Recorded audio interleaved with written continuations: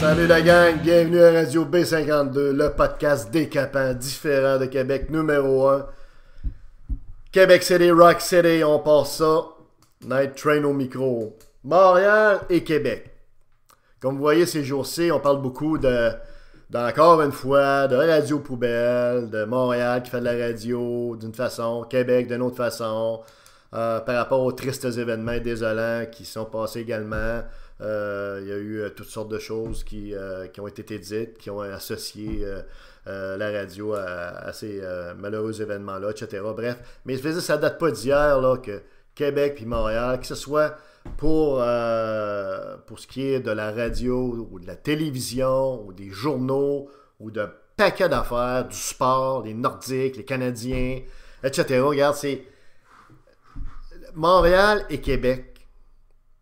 C'est historique, là. C'est vieux, ça a du poil. Écoutez, j'étais petit, moi, puis mon père, puis mon grand-père, puis, tu sais, là, Montréal, c'était pas correct. Puis les gens de Montréal disent que les gens de Québec, c'est pas correct. Comprends-tu? Qu'ils regardent passer les bateaux, c'est plein d'Abraham. Écoutez, alors je pense que c'est important de faire un podcast là-dessus, surtout avec la montée de lait qu'il y a actuellement sur les médias de communication à Québec, qui ne touchent pas le web, heureusement. Autre raison pourquoi vous devriez écouter le web, comme vous le faites toujours, mes amis, et le dire à tout le monde, de nous écouter, de nous encourager, parce qu'on est l'avenir, en plus d'être le présent. Mais écoutez, il y a toute une espèce de boiling là, actuellement. C'est le presto, là, t'as le presto ta veille de sauter. Là, encore une fois sur Québec, Montréal, Montréal-Québec. C'est bon. Écoutez, nous, on va vous dire, à Radio B52, c'est quoi qui se passe. Je suis certain que tout le monde qui m'écoute actuellement, vous avez une très bonne idée de c'est quoi cette affaire-là de Québec-Montréal. Alors, ça ne date pas d'hier, puis dans 50, puis dans 100 ans, puis dans 200 ans, il va y en avoir un autre que moi au micro, puis il va y avoir d'autres personnes qui vont m'écouter que vous. Hein, vous allez avoir vos enfants, vos petits-enfants, etc. Puis la réalité Québec-Montréal, qu'on va appeler les deux solitudes, parce que c'est de ça qui est question, là, ben, elle va être encore la même. Donc, les deux solitudes, Québec et Montréal, qui existent depuis toujours, vont exister pour toujours. C'est aussi simple que cela. C'est aussi simple que ça. Québec puis Montréal, puis en plus, je peux en parler en connaissance de cause, parce qu'ici, même si on a une petite équipe, on est deux à avoir travaillé à Montréal. Moi, j'ai travaillé plusieurs années à Montréal, Chumé également. Donc, on a aimé notre séjour à Montréal au niveau professionnel, en TI, c'était vraiment trippant, on a fait des belles choses, travaillait sur l'île avec vraiment, dans le milieu des affaires, tout ça. Ça a été un beau passage de quelques années, tout ça. Donc, on peut en parler des gens de Montréal parce que, dans le fond, tout le monde savait bien qu'on était des gens de Québec qui travaillaient à Montréal. Ça fait que c'est certain qu'on se faisait taquiner, on se faisait dire toutes sortes de choses, on entendait toutes sortes de choses. Ça fait qu'on a une perspective du ventre de la bête. Nous, on a vécu dans le ventre de la bête, sur l'île de Montréal, avec les insulaires, avec ces personnages un peu étranges que sont les Montréalais et les Montréalaises que nous saluons vivement. Il y a beaucoup de questions régulièrement de Montréal qui qualifie Québec sur toutes sortes de dossiers de façon pas trop édifiante et vice-versa. À Québec, on ne se gêne pas pour dire sur un paquet de dossiers que Montréal dérape, que Montréal est favorisé, par exemple. Là, on va illuminer un pont, le pont Jacques-Cartier, à la hauteur de 40 millions de dollars pour les 10 prochaines années pour le 375e anniversaire de Montréal. On s'entend que c'est complètement fou, c'est une hérésie, c'est ridicule. Ce 40 millions-là, on devrait le mettre plutôt dans les routes ou encore mieux encore dans le système de santé pour essayer de réduire les listes d'attente des clients, des patients qui attendent de se faire soigner.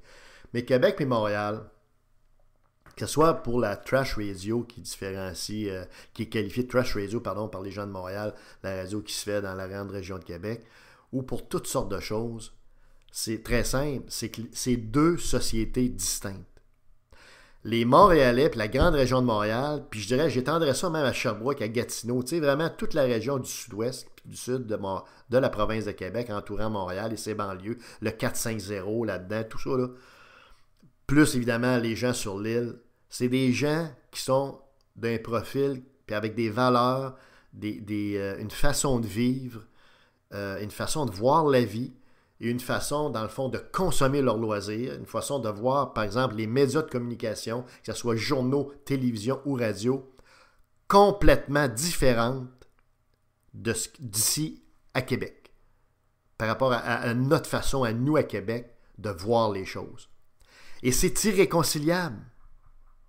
Ce qu'il faut se dire, là, c'est que les gens, Montréal puis Québec, là, même si géographiquement, ça vit sur le même territoire, là, à peu près à 250-300 km là, par la route 20, là, c'est deux solitudes, c'est deux planètes différentes, irréconciliables. Tout le monde sait ce que ça veut dire, irréconciliable. Ça veut dire que c'est complètement différent au point où on se tolère, on travaille ensemble. Il y a des gens d'affaires de Montréal qui font des affaires à Québec et vice-versa. Puis tout le monde fait sa business, comprenez-vous? Même si Québec-Montréal, bon ça, la business passe par-dessus ces affaires-là. Mais si on oublie l'aspect business qui se fait normalement, correctement, parce qu'on est tout du monde basically civilisé, puis on est business. Mais si on oublie la business, là, pour tout le reste, Québec-Montréal, ça a toujours, et ça va toujours être différent. Comprenez-vous, alors, tu sais, c'est plate que les gens de Montréal qualifient, par exemple, les médias de radio, la vieille radio terrestre de supposément trash radio, parce que, un, c'est pas de la trash radio qui se fait ici à Québec. Deux, il se fait d'autres radios que la radio, appelons ça un petit peu plus d'opinion serrée, tricotée serrée, rock'n'roll de 2-3 animateurs, ou 4 animateurs. Il se fait d'autres radios aussi à Québec, donc on peut pas tout mettre les styles de radio et d'animation dans le même tas. Puis il y a de la radio web aussi qui est en émergence à Québec, qui est solide, comme celle que vous écoutez. Fait que commencez à qualifier là, la radio de Québec à partir du style de deux animateurs seulement, quand il y a un ensemble d'animateurs, d'émissions, d'une variété incroyable, d'une richesse incroyable, c'est réducteur, puis c'est pas correct. En plus, je pense même des animateurs en question qui sont visés, à notre sens, à nous, ne font pas de la trash radio. Trash radio est un terme qui est complètement vide de sens. C'est essentiellement... Là, lorsque c'est utilisé par des gens de Montréal, ça veut essentiellement et très simplement dire que ces gens-là, qui sont généralement de gauche, n'apprécient pas les opinions de droite qui sont exprimées à Québec. Bon, c'est pas mal ça. Tu sais, qu'il y a eu des écarts, je dirais, au niveau radiophonique, il y a 25 ans ou 45 ans, avec un certain animateur très connu de Québec là, qui est ici, qui fait de la radio depuis 50 ans. Bon, j'en conviens, je ne sais pas, je n'étais pas là, j'étais à l'extérieur, j'étais trop jeune, puis j'écoutais pas nécessairement la radio non plus, mais on n'est plus dans ce monde-là, on est en 2017. Là, OK? Fait que là, il fait d'excellents produits de communication ici en général, dans tous les médias de communication, à mon sens, même si les gens de Montréal... Alors, mais, tu sais, revenons aux deux solitudes, Montréal, Québec. Écoutez, prenez-le une par une. C'est tellement drôle, dans le fond. Prenez ça en rien, dans le fond. Mais Montréal puis Québec, d'abord, politiquement, Montréal est à gauche. On va y puncher une par une, les différences, les principales. Un, politiquement, Montréal est à gauche. C'est une région qui élit même des partis, trois représentants du Parti communiste solidaire. Là. Alors que la grande région de Québec est à droite. Ça va être conservateur, ça va être c'est-à-dire CAQ, etc.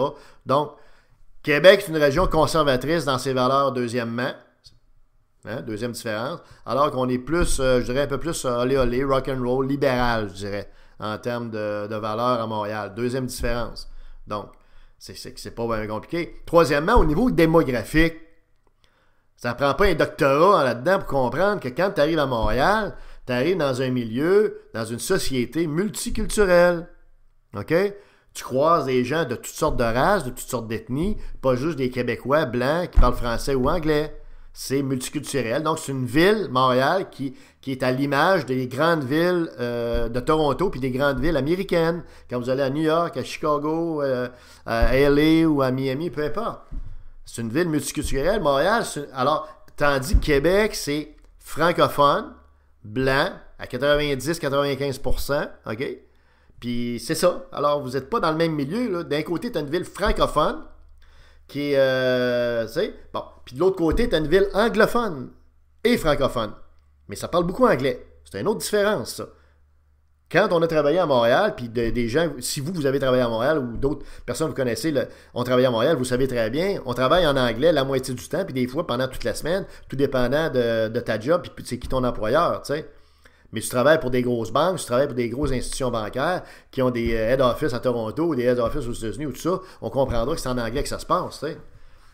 Donc, c'est une autre grosse différence entre Québec et Montréal. À Québec, tu peux encore parler français. C'est sûr, il faut s'ouvrir à l'anglais. Puis même à Québec, il faut commencer à parler pas mal plus souvent anglais, mais il y a quand même une réalité différente au niveau de la langue du travail, puis de la langue, je dirais, au quotidien des gens qui est francophone. Tu sais, monsieur tout le monde là, qui va au supermarché, puis tout ça, il ne parle pas anglais, il parle français. À Montréal, tu entends parler, bon, prenez-vous souvent anglais et français, puis peut-être même des fois d'autres langues. Donc, c'est une autre différence, ça, par rapport à... Bon, l'autre différence par rapport entre Québec et Montréal, c'est que Québec, c'est une ville...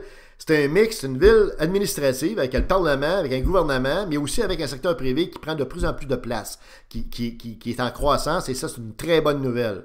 OK?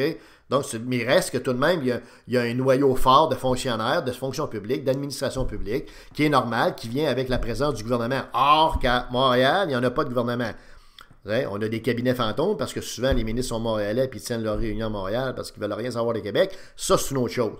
Mais à Montréal, c'est l'industrie privée, c'est le secteur privé qui prédomine, bien sûr. Mais il y a également à peu près un tiers des fonctionnaires qui sont à Montréal en passant. Parce que ça, les gens ne savent pas, là, mais les fonctionnaires ne sont pas à Québec à 100%. Tu en as un tiers à Montréal, un tiers à Québec, puis un tiers en région. Okay? Ça a diminué à Québec.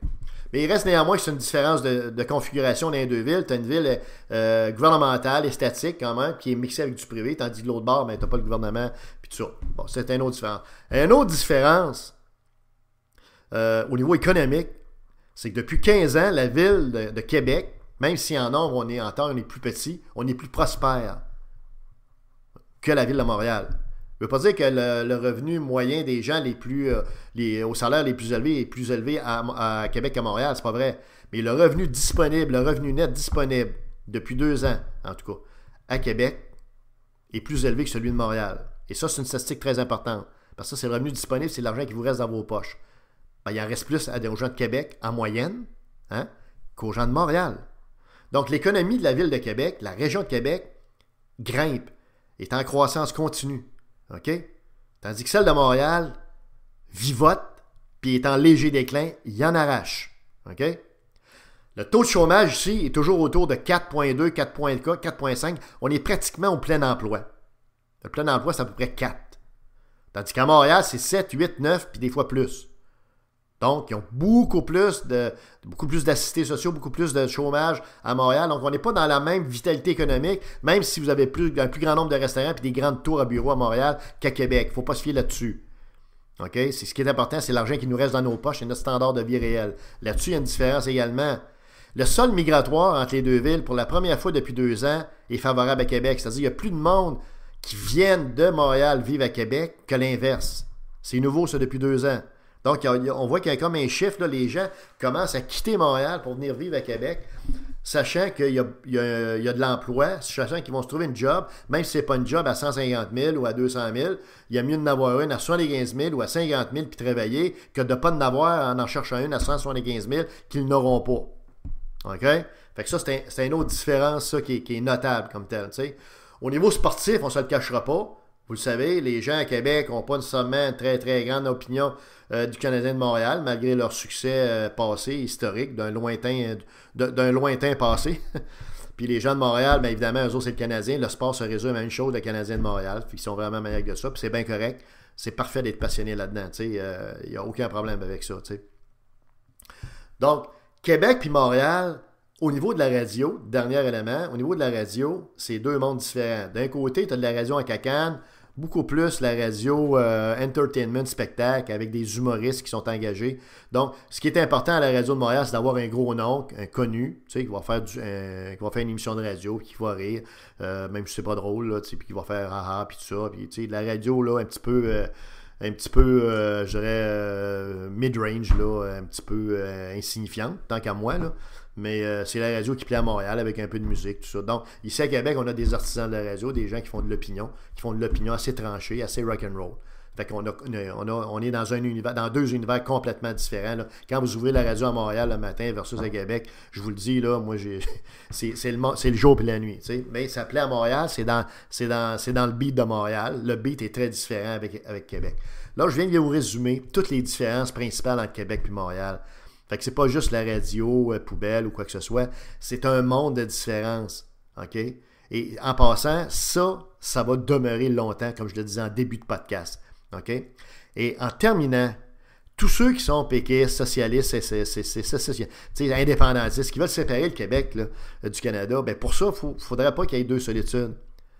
Parce que leur principal obstacle à ces gens-là, qui vont faire en sorte qu'il n'y aura jamais d'indépendance du Québec, c'est les deux solitudes dont je viens vous parler.